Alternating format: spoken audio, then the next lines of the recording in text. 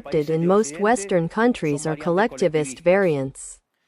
Whether they openly declare themselves communists or socialists, social democrats, Christian Democrats, neo-Keynesians, progressives, populists, nationalists, or globalists. In essence, there are no substantive differences. They all maintain that the state should direct all aspects of individuals' lives. They all defend a model contrary to the one that led humanity to the most spectacular progress in its history.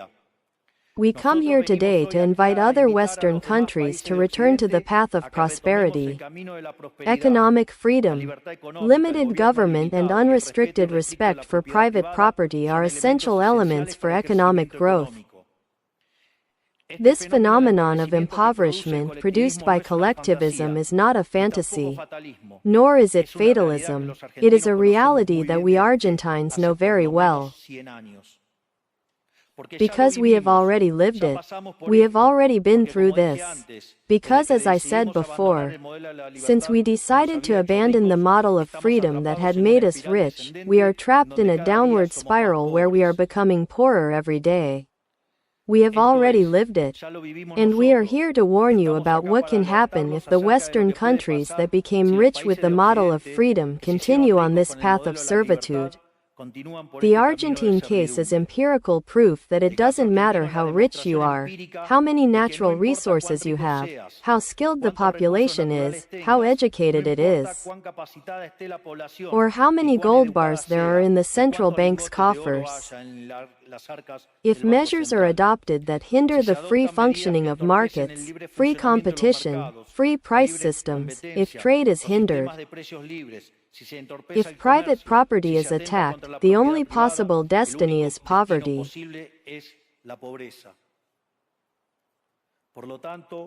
To conclude, I want to leave a message to all the businessmen here present and to those who are watching us from all corners of the planet.